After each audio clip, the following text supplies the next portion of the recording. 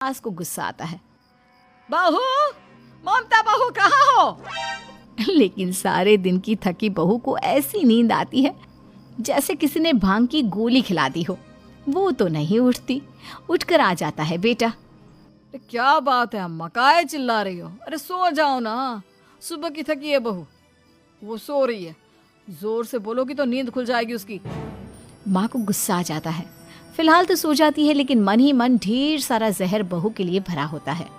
सुबह बहू चाय बना रही होती है कि सास धीरे से गैस तेज कर देती है, जिससे चाय का बर्तन जल जाता है।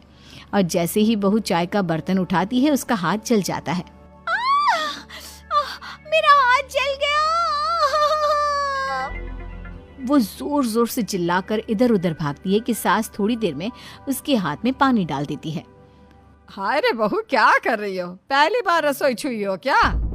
सासू माँ, गलती से गैस तेज रह गई थी और बर्तन जल गया, जिससे मेरा हाथ जल गया।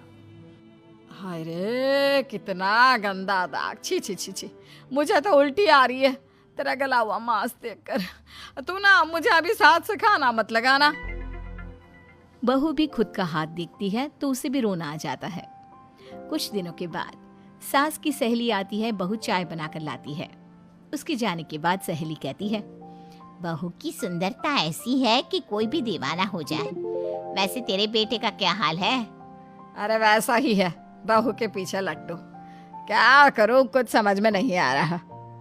मैंने तो बहू के चेहरे पर दिवाली के पटाखे की चक्री फेंक दी, उसका पूरा चेहरा जल गया। अब देखो ना रही सुंदरता, और ना ही अब मेरा बेटा उसे पूछता है। अरे अब तो वो उसे छोड़कर दूसरी भी देखने को बोल गया है मुझे। बहू सारी बात सुन रही होती है।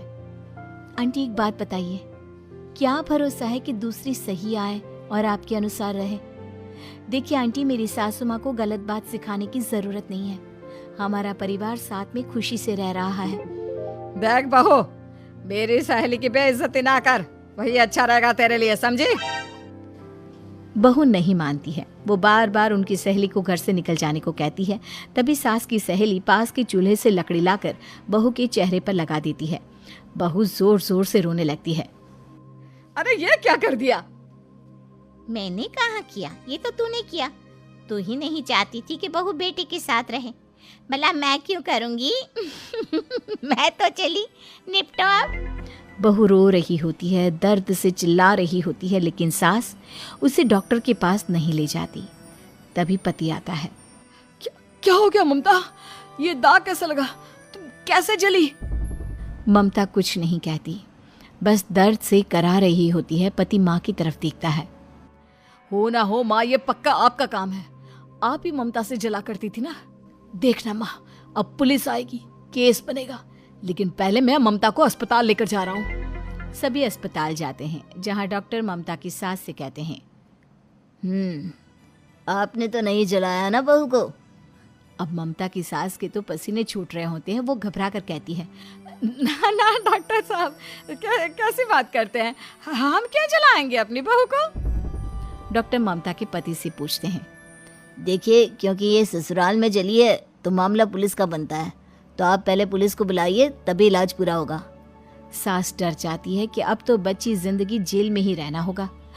रहने दीजिए ना, पुलिस को क्यों बुलाना?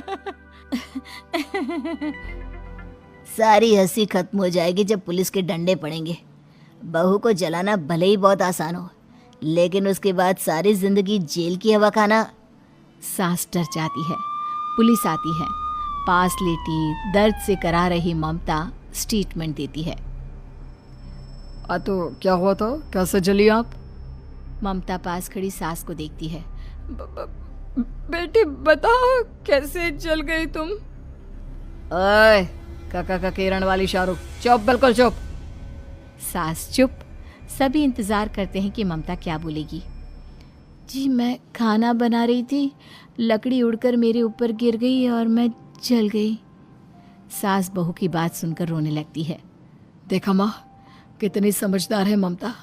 ये चाहती तो, हाँ बेटा, ये चाहती तो मैं आज जेल में होती। मुझे माफ